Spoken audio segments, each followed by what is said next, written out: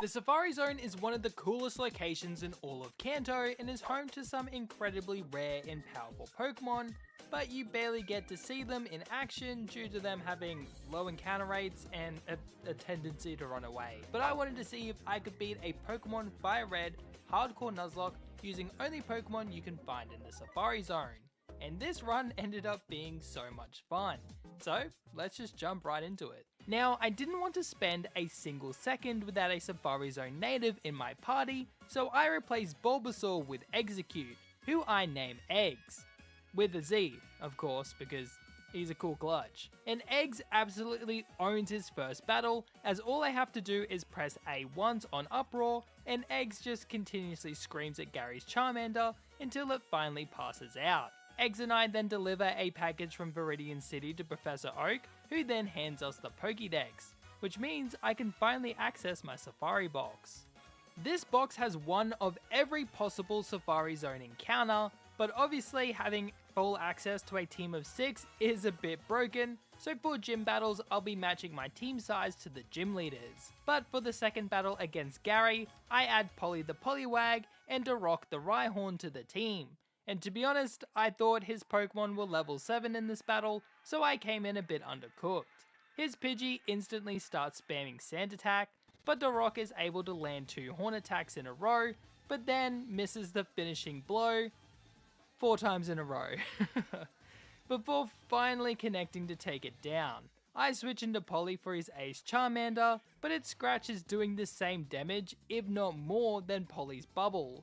So he's only able to land 2 attacks before Charmander's Scratch brings him down to just 3 HP, forcing Polly to tag out the Eggs. And 2 3-hit barrages is able to win us the battle. Thank God he didn't have and or didn't use a fire type move there. With the rivalry match out of the way, I'm ready to travel through the Viridian Forest, but it's full of very annoying bug types, so I add King to the team, who not only has Peck, which is obviously strong against bugs, but he's also part poison type, so the Weedles of the forest can't poison him. And Koi the Goldeen is here, but he's just around for backup. King and Koi make quick work of the bug-infested forest, bringing me to Pewter City, home to the first gym. And I know Brock has 2 Pokemon, but I'm pretty confident that Spice the Psyduck is more than enough for this fight. And I was right, as he just one-shots both of Brock's Pokemon with a water gun. Sweet and easy battle. Mount Moon is then cleared out by Eggs, Darok, King and Spice, quickly bringing me to Cerulean City.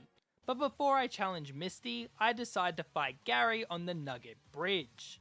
His Pidgey has now evolved into a Pidgeotto, but is still rocking the same old tricks as it uses Sand Attack. Darok thankfully can land a Rock Tomb for massive damage, but at this point I'm just straight up too lazy to deal with lowered accuracy, so I switch into King, who gets hit by a massive crit gust, leaving him with just 13 HP. Thank Arceus for the speed drop from Rock Tomb, or King would have been outsped and killed before he could reach his full potential. Gary then gives me a quick break as he sends in his Abra. Its only move is Teleport, so I can bring Darok back in, and he just straight up OHKOs it with a Stomp. Cool. Next is Charmander, but 2 Rock Tombs get the KO, and his final Pokemon Rattata suffers the same fate as it gets squashed by a couple of Rock Tombs. Thanks to the XP from that battle, King is able to evolve into Nidorino. I then quickly save Bill from his own machine, and in return he gives us a ticket to the SS Anne. Standing in the way of our free cruise is Misty, so I need to put together a strong 2-man team. I end up deciding to bring Eggs our starter and Blitz the Scyther. And not so fun fact for you guys, in Fire Red, Scyther doesn't learn a bug type move until level 46, which is crazy. And that move is Fury Cutter. God, they hated bug types back in the day, like even more than they do now. Since Blitz doesn't have any stab moves, I lead with Eggs. And also another not so fun fact, Eggs just straight up doesn't learn any attacking grass type moves through level up, but thankfully he can learn Bullet Seed thanks to a TM we found in Mount Moon. Sadly, the first round of bullets isn't enough to KO, but Staryu just sets up a Harden before a 4-hit Bullet Seed KOs on the next turn. And so Misty is quickly down to her ace Starmie. Its Water Pulse does a pretty good chunk of damage to my clutch of Eggs, so after landing a Leech Seed, I decide to switch into Blitz, who still takes a lot of damage from Water Pulse. And since Dark type attacks are special in this game, his Pursuit isn't doing a lot of damage, and these Water Pulses are quickly adding up. But thanks to the Leech Seed damage, a second Pursuit can bring Starmie into the red, and one more tick of Leech Seed is enough to win the battle and my second badge. Also, if you're enjoying the video so far, make sure to like and subscribe, and while you're down there, let me know in the comments who your favorite normal type is. Mine's probably Snorlax because he's just adorable, just a big round puggable dude. Anyway, back to the video. Finally, a break from all the battling. This is peaceful. I hate you, Gary. Well, since he ruined my well-deserved holiday, he now has to face the wrath of Big Mama the Kangaskhan, who half-shots with a fake out? Oh my god. Mama got hands? Well, Big Mama fails to follow that up as she misses a Comet Punch on turn 2 and then only hits twice on turn 3, which isn't enough to KO. But finally on turn 4, a one-hit Little Punch is able to finish off Pidgeotto. Well, Big Mama must have been pretty embarrassed by that performance because she delivers a 4-hit Comet Punch on Gary's Raticate for an easy KO. And can we just quickly talk about this back sprite and how sweet it is? This is so adorable. Sadly, she goes back to her bad habits against Kadabra and only hits twice, barely leaving it alive. It then disables Comet Punch before a Bite claims the KO, leaving Gary with his ace Charmeleon, who does get flinched by Big Mama's Bite, but sadly she doesn't get a flinch on the second turn, and Charmeleon's Ember gets the burn. I don't want to risk Big Mama's life, so I switch into Spice, and a single Water Gun cleans up the fight. And after giving a weird old man a back rub, my holiday is officially over, and so I must continue with the gym challenge. Surge is the third gym leader of Kanto, and he uses some pretty powerful electric types, so I add Trip the Parasect to the team. But he won't be seen much in this battle, as King also evolves into the ground type Nidoking. And well, King just kind of one-shot Surge's whole team with digs. Yeah, Nidoking is pretty OP, don't know if you knew that. I then travel through Rock Tunnel, get shamed by Gary for visiting a grave without having anyone to visit, but maybe I just enjoyed the aesthetic, my guy, geez, leave me alone. I then shame him with the easiest win since Brock, which quickly brings us to the 4th gym as I battle against the grass type master Erica. And this is where the boys make their first appearance as they face off against Erica's Victory Bell. And a Peck is looking like a clean 2-hit KO. Sadly, Victory Bell does end up paralyzing the boys with a stun, and an acid on the next turn does some decent damage. But the boys don't get fully paralyzed, so a second Peck gets the first KO of the match. Tangela has no way of threatening my goofy bird, so 2 more Pecks can easily knock it out, leaving Erica with her ace Vileplume. Sadly, I don't think the boys have the power to take on her huge shroom, so I switch into Blitz. And well, his name isn't just for show, as he blitzes her ace with a single wing attack for yet another easy gym battle. Now, I've been hearing a lot of rumors around Celadon about a group of poachers who have been stealing Pokemon from the Safari Zone. And while doing some recreational activities, I stumble upon their secret base, and I find my way to a boss, a man named Giovanni, who isn't too happy to see me in his secret base, so he challenges me to a battle. But for a crime boss, his team is pretty weak, with Spice taking down his first 2 Pokemon with a single water gun before he sends out his own Big Mama. I don't think Spice can take her on, so I switch into Trip, who can put Kangaskhan to sleep with a Spore. I thought it'd be safe to bring in King, but Kangaskhan wakes up on the first turn and hits a nasty Mega Punch, doing just above half damage. I decide to risk a crit here as King lands a double kick for it was okay damage. A second Mega Punch then brings King to just 21 HP. But we did get lucky as our Poison Point activates, poisoning Kangaskhan. Even with the poison damage though, I doubt another double kick can KO here, so I switch into Blitz. But Kangaskhan just uses Tail Whip. I definitely didn't want Blitz to eat a Mega Punch at -1 defense, so I bring in Big Mama, who lands a sneaky fake out, and thanks to the poison damage, Giovanni's Kangaskhan is down to 1 HP. So all I need to do is switch one more time, and after landing a final Mega Punch, Kangaskhan succumbs to the poison, winning us the battle. Now I don't want Team Rocket causing any more harm to the Safari Zone, so I storm into their main base in Saffron, and I run into Gary well before running into Giovanni, and honestly his team has gotten a lot stronger, with most of his members now being fully evolved, like his Pidgeotto who is now a Pidgeot.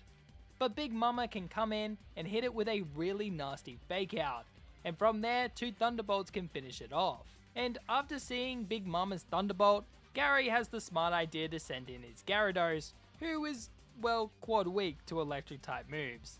Look, in his defense it still doesn't one-shot, but all it can do in return is land a super soft bite before another Thunderbolt can take it out. But in comes big bad Charizard, and this thing is actually kind of scary, so I switch into Spice.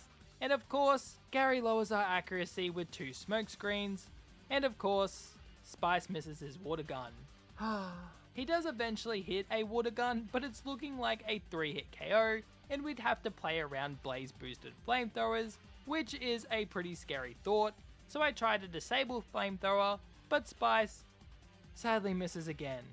God damn it, Spice. Well, I thought my best play would be to switch into Duroc, but after seeing how much flamethrower does to my poor Rhino, I decide to bring Big Mama back in, and of course, she's the GOAT, so a combo of Fake Out and Mega Punch gets the KO.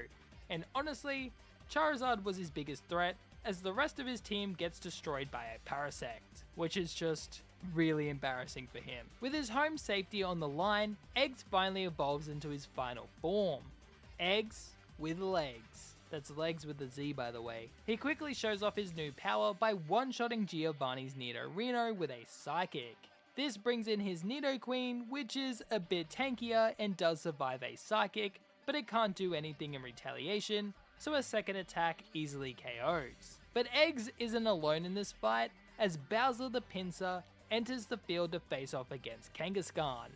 He does have to eat a Mega Punch on the switch, but I'm confident that he can live a second one, so I opt to use Revenge for more power while risking Bowser's life.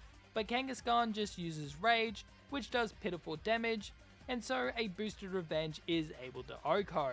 And I learnt my lesson against Charizard, and Spice now has Water Pulse, which easily one-shots Giovanni's Rhyhorn, winning the battle and putting an end to this evil organization. Now I'd love to go and visit the Safari Zone to make sure it's healing properly, but since I'm already here, I might as well challenge Sabrina for my 5th badge. Now to be honest, I'm rarely scared of this battle, as yes, Sabrina's Pokemon do hit really hard, but they're also really squishy. Case in point, Kadabra gets one shot by Big Mama's Fake Out, which is kind of insane, but still point proven. Next is a Mr. Mime, which does have really good special defense, but these games are really dumb and Shadow Ball is actually a physical attack, so it's another easy OHKO. Surprisingly enough, Sabrina's Venomoth is the first one to survive a Big Mama attack, but it just misses its Supersonic before being finished off by a second Dizzy Punch, leaving Sabrina with her ace Alakazam, which does outspeed but decides to set up a coal mine, giving Big Mama the chance to land a free Shadow Ball for yet another easy one-shot. Crazy that Venomoth was the hardest Pokemon to deal with there. We're finally home, and after so many big battles, it's really nice to return here and relax. But in the end, the team and I really do want to become champions, so I'll have to leave this comfort to show the world my Safari Zone family has what it takes.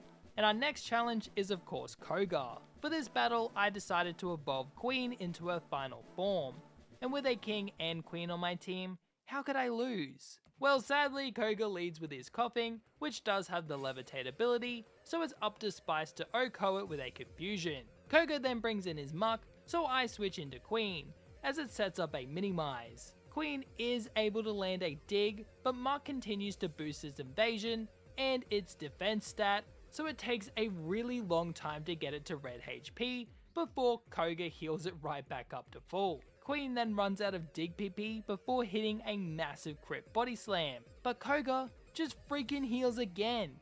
It gets to the point where I do have to switch back into Spice, but it poisons him with a Toxic, making every miss even more annoying. and after a few turns he can hit 2 confusions to bring it right back into the red, but now Koga is out of potions, so I can bring in King, who lands a dig to finally put Muck into the ground. His second coughing then smoke screens eggs when I send him in, which causes him to miss 2 psychics, as he's then badly poisoned by Toxic. I decide to reset the accuracy drop by switching into King, but as I send eggs back in, coughing self-destructs for massive damage. But now Koga is left with his final Pokemon, but eggs easily OHKOs it with a powerful psychic, winning me the 6th badge. Now Blaine is known for being one of the easiest battles in the franchise, and I wanted to test just how easy this battle was, so I took him on with just Koi the Sea King, who is not only underleveled, but also has a minus special attack nature. Well, let's see if he can do it. Obviously both his Growlithe and Ponyta do get one shot by Surf, but his Rapidash actually outspeeds, but it doesn't even go for a Fire Blast. Instead, it hits Koi with an extra weak Fire Spin, though it does end up surviving a Surf with red HP. Blaine then wastes all of his potions trying to keep Rapidash alive, but eventually Koi is able to finish it off. And so all that's left is his Arcanine. I try to fish for a flinch, but don't quite reel it in, but it can't do enough damage to threaten Koi, so he's free to wash away the Fire Doggo with another Surf for our 7th badge. But wouldn't it be funny if I did it again? That's right, Koi also solo sweeps Giovanni's whole team for the 8th and final gym badge. Guys, I think Pokemon has always been easy. Suddenly we find ourselves at the final stretch of our journey, and all we have to do is beat the strongest trainers in Kanto, and joining me for this final challenge is of course Big Mama the Kangaskhan, the undisputed GOAT of the run.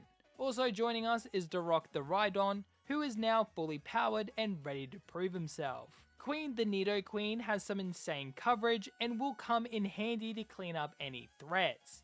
And next is a Pokemon we haven't seen since the second fight against Gary, as Polly is now a fully fledged Poliwrath, and he's here to bring the pain. Our 5th member is a Pokemon I banned until the late game, because honestly I think he's OP. So meet Bread the Slowbro. The saying best of both worlds is probably the best way to explain this monster, as he's a tanky menace and an absolute powerhouse offensively. And finally is Noodle the Dragonite, with probably my favourite moveset yet, as it's literally just pure power. 8-year-old Brandon is so proud right now. With my team assembled, it's time to fight the first member of the Elite Four, the quote-unquote Ice-type Master. But a neat little quirk with Lorelei's team is that she uses just as many water types as ice types, and Polly has the ability Water Absorb, and he resists all of her ice type moves. This means he's free to set up a belly drum on turn 1, sacrificing half of his HP to max his attack stat.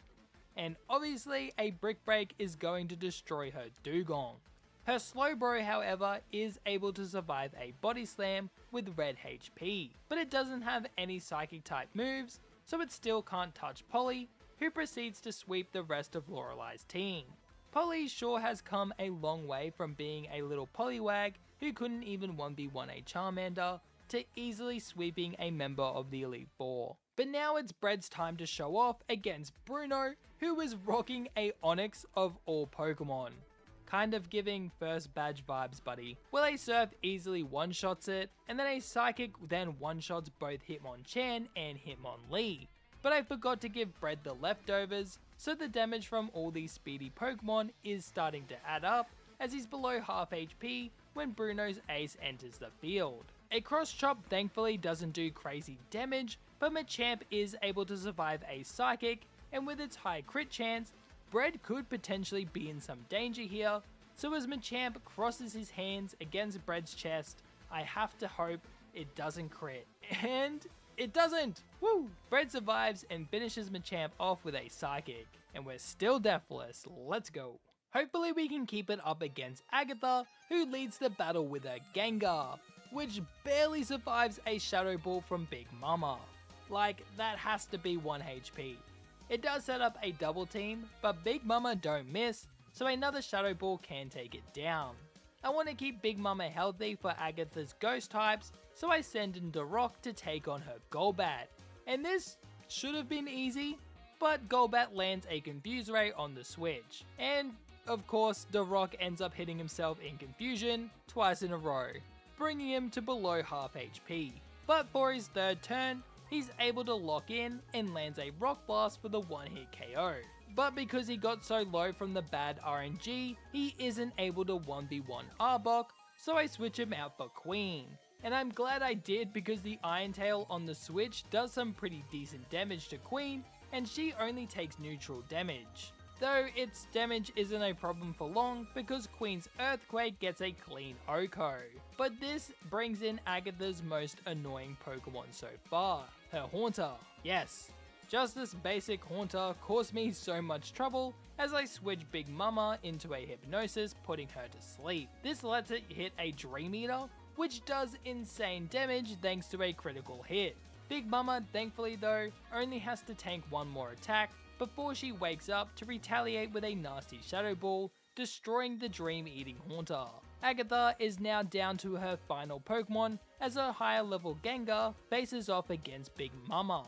And it actually outspeeds and of course lands the Hypnosis.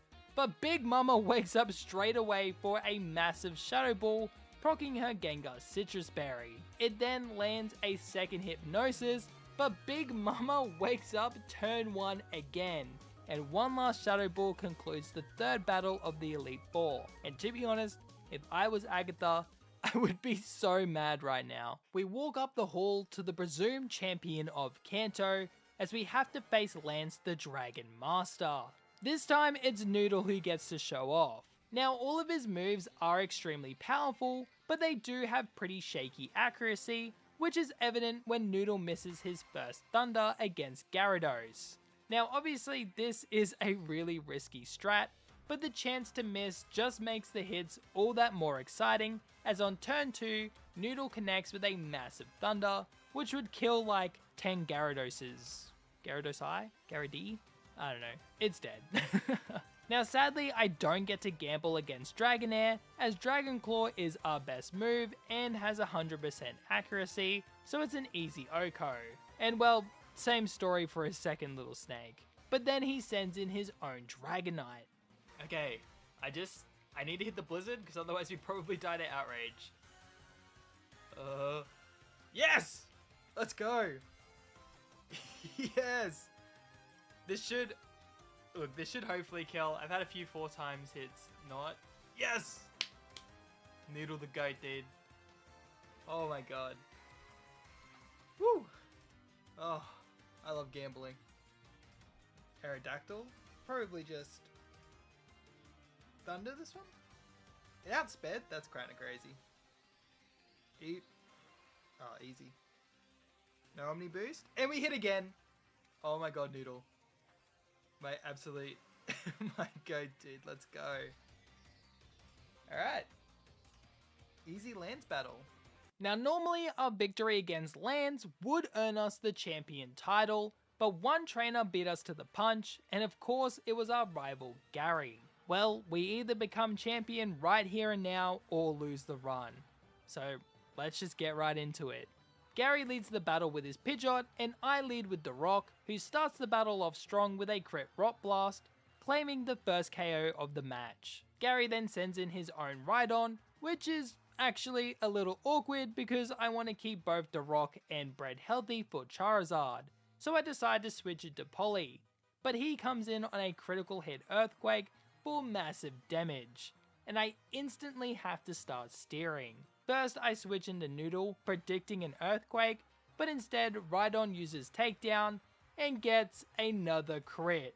So now Noodle is also below half HP. I have to switch into Bread as Rhydon just became a top tier threat, and even without a crit, his Earthquake absolutely chunks my poor slow loaf, but we can finally say goodbye to this monster as Surf does get the one hit KO. With half the team now on yellow HP or less, I decide it's best to bring in Queen to handle Gary's Gyarados.